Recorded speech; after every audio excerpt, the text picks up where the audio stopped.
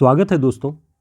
हिंदी साहित्य के महत्वपूर्ण कवियों पर आधारित इस श्रृंखला में आज हम श्रीधर पाठक जी के बारे में पढ़ेंगे।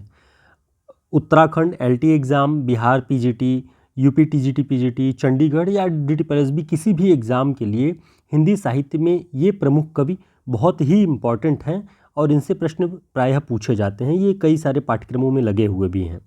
तो हम शुरुआत करते हैं श्रीधर पाठक जी के परिचय से। श्रीधर पाठक जी का जन्म 1859 ईस्वी में हुआ और इनकी मृत्यु के बारे में 1928 ईस्वी बताया गया है और आगरा के जोंधरी नामक ग्राम में इनका जन्म हुआ। देश प्रेम, समाज सुधार, प्रकृति चित्रण इनकी कविताओं के मुख्य विषय रहे हैं। ये खड़ी बोली और ब्रज भाषा दोनों में कविताएं लिखते थे, ध्यान रखिएगा। और दोनों बोलियों और भाषाओं में इनकी जो कविताएं हैं वो बहुत प्रसिद्ध रही हैं। आचार्य रामचंद्र शुक्ल इनके बारे में लिखते हैं कि शब्द शोधन में तो पाठक जी अद्वितीय थे। शब्द शोधन, शब्दों की शुद्धि या शब्दों के निर्माण, उनके प्रयोग के बारे में पाठक जी अद्वितीय थे। जैसी चलती और रसीली इनकी ब्रज भाषा होती थी, वैसी ही कोमल और मधुर संस्कृत पद विन्यास भी। ये कथन श्रीधर पाठक जी के बारे में आचार्य रामचंद्र शुक्ल जी का है। इसके अलावा शुक्ल जी लिखते हैं कि भद्दापन इनमें न था, न रूप रंग में, न भाषा में, न भाव में, न चाल में, न भाषण में।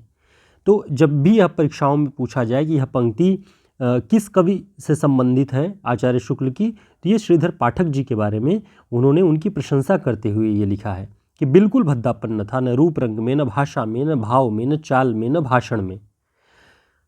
शुक्ल जी ने लिखा है कि स्वच्छंदता का आभास पहले पहल, जो रोमांटिसिज्म की बात, स्वच्छंदतावाद की बात होती है, उसका आभास पहले पहल पंडित श्रीधर पाठक जी में ही दिखाई पड़ता है।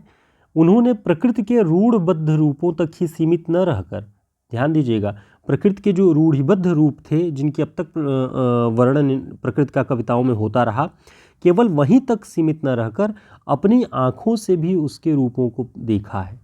ये पाठक जी के बारे में शुक्ल जी के विचार हैं। आगे वे लिखते हैं, श्रीधर पाठक ही सच्चे स्वच्छंदतावाद, रोमांटिसिज्म के प्रवर्तक ठहरते हैं।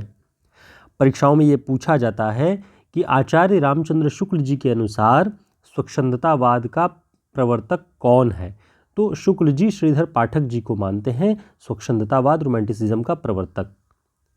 बाल विधवा नामक इनकी जो एक कविता है या रचना है, उसमें इन्होंने विधवाओं की व्यथा का कारुणिक वर्णन किया है। ठीक, बाल विधवा नामक रचना में। इनकी प्रमुख रचनाओं के बारे में हम देखते हैं। खड़ी बोली में जो इनकी मौलिक रचनाएं हैं, पहली बात तो इन्होंने अनुवाद भी किए हैं और मौलिक रचनाएं भी लिखी हैं। तो खड़ी बोली में जो इनकी मौलिक रचनाएं हैं, वनाष्टक, देहरादून, भारत गीत, जगत सच्चाई सार। जगत सच्चाई सार में ही उनकी जो प्रसिद्ध पंक्ति है वो प्रचलित है और परीक्षाओं में पूछी गई है कई बार, जगत है सच्चा तनिक न कच्चा, समझो बच्चा इसका भेद।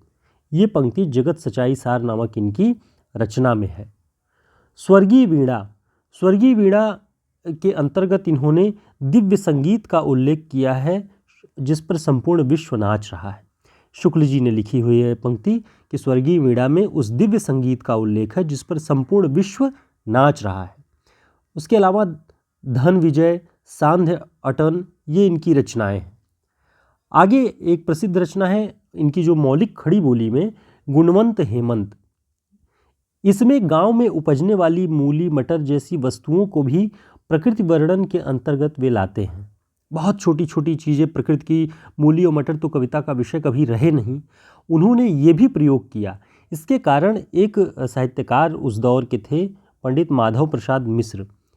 उन्होंने श्रीधर पाठक जी की आलोचना भी की कि मतलब साहित्य में क्या ही नया प्रयोग कर रहे हैं, मूली मटर का कविताओं का विषय बना रहे हैं इसे। तो उसके कारण माधव प्रसाद मिश्र जी की आलोचना भी उन्हें सहनी पड़ी। ब्रज भाषा में भी उन्होंने रचनाएं लिखी हुई हैं। मनोविनोद 1882 में और कश्मीर सुषमा 1904 ईस्वी में। अब इनके अनुदित रचनाओं के बारे में देखते हैं। अनुदित रचनाएं इनकी बहुत प्रसिद्ध हैं जो उन्होंने अनुवाद किए हैं दूसरी भाषाओं के साहित्यकारों की रचनाओं का। पहला है गडरिये और दार्शनिक, ये ग्रे नामक एक साहित्यकार हैं। उनकी रचना शेफर्ड एंड फिलॉसफर का अनुवाद उन्होंने गडरिये और दार्शनिक नाम से किया हुआ है। एकांतवासी योगी श्रीधर पाठक की बहुत महत्वपूर्ण अनुदित रचना है। गोल्डस्मिथ के हर्मिट कविता का अनुवाद उन्होंने किया हुआ है। इसमें शुक्ल जी लिखते हैं कि लावनी या ख्याल की लय पर यह रचित है। ठीक, तो श्रीधर पाठक जी की कौन सी रचना लावनी या ख्याल की लय पर रचित है? एकांतवासी योगी। शुक्ल जी इसे खड़ी बोली की पहली पुस्तक मानते हैं। ध्यान रखिएगा, बहुत महत्वपूर्ण पॉइंट है। श्रीधर पाठक जी की अनुदित रचना एकांतवासी योगी, जो गोल्डस्मिथ के हर्मिट का अनुवाद है, शुक्ल जी इस पुस्तक को खड़ी बोली की पहली पुस्तक मानते हैं। ध्यान रखिए। उसके अलावा उजड़ ग्राम एक रचना है जिसका उन्होंने अनुवाद किया। श्रांत पथिक नाम दिया उन्होंने गोल्डस्मिथ के रचना ट्रैवलर का अनुवाद जब किया। तो ट्रैवलर से आप समझ सकते हैं, ट्रैवलर माने यात्री, पथिक, तो श्रांत पथिक नाम से उन्होंने ट्रैवलर का अनुवाद किया रोला छंद में। ठीक, तो जब भी पूछे कि श्रीधर पाठक जी की कौन सी रचना रोला छंद में है, श्रांत पथिक किसकी रचना का अनुवाद है? गोल्डस्मिथ के ट्रैवलर का। ऋतु संहार कालिदास के ऋतु संहार का अनुवाद है और ये ब्रजभाषा में उन्होंने इसका अनुवाद किया हुआ है। आगे देखते हैं इनकी महत्वपूर्ण पंक्तियों के बारे में। पंक्तियां भी पूछता है, इसलिए हमें पंक्तियां भी जाननी चाहिए। दोस्तों, अगर आपको हमारा प्रयास, हमारा ये काम अगर पसंद आता है तो वीडियो को लाइक कर दीजिएगा और चैनल को अगर आपने सब्सक्राइब नहीं किया हुआ है तो ये भी एक योगदान कर दीजिए। जुड़ते रहिए, जिससे हम आगे भी महत्वपूर्ण जो भी पाठ्यक्रम है आप तक लाते रहें। और हमारा टेलीग्राम लिंक और व्हाट्सएप ग्रुप का लिंक डिस्क्रिप्शन बॉक्स में है, ज्वाइन कर लीजिएगा, सूचनाएं समय पर मिलती रहेंगी। इनकी महत्वपूर्ण पंक्तियां हैं। निज भाषा बोलहु लिखहु पढ़हु गुनहु सब लोग करहु सकल विषयन विषय निज भाषा उपयोग। ये पंक्ति देखिए, भारतेंदु जी की भी निज भाषा उन्नति है सब उन्नत को मूल, तो वो भी प्रचलित है और इन्होंने भी लिखा है, पाठक जी ने भी, निज भाषा बोलहु लिखहु पढ़हु गुनहु सब लोग। याद रखिएगा, पाठक जी की पंक्ति है। इसके अलावा जो प्रसिद्ध है, नाना कृपान निजपान लिए बपुनील वसन परिधान किए, ये भी पाठक जी की पंक्ति है। इसके अलावा विजन वन प्रांत था, प्रकृति मुख शांत था, अटन का समय था, रजनी का उदय था, ये पंक्ति भी श्रीधर पाठक जी की है, जो कि संध्या का वक्त है या जो प्रकृति का जो दृश्य है उसका उन्होंने उल्लेख इसमें किया हुआ है। विजन वन प्रांत था, प्रकृति मुख शांत था। आगे एक और पंक्ति बहुत प्रसिद्ध है। कहीं पे कोई स्वर्गीय बाला सुमंजु वीणा बजा रही है, सुरों के संगीत की सी कैसी सुरीली गुंजार आ रही है। ये पंक्ति भी श्रीधर पाठक जी की है, तो आपको इसे ध्यान रखना चाहिए। शुक्ल जी ने लिखा है कि अपने समय के कवियों में प्रकृति का वर्णन पाठक जी ने सबसे अधिक किया हुआ है। अब इनका समय क्या है? ये द्विवेदी युग में रचना कर रहे थे, द्विवेदी युग के कवि थे और शुक्ल जी ने इन्हें अपने हिंदी साहित्य के इतिहास में जो काव्य खंड है, काव्य खंड के द्वितीय उत्थान के अंतर्गत रखा है और ये द्वितीय उत्थान शुक्ल जी का द्विवेदी युग के नाम से भी जाना जाता है। तो श्रीधर पाठक जी द्विवेदी युग के कवि थे, ये भी आपको एकदम कंठस्थ रखना है, भूलना नहीं है। इससे हिंदी प्रेमियों में वे प्रकृति के उपासक कहे जाते थे। ये शुक्ल जी की पंक्ति है श्रीधर पाठक जी के बारे में।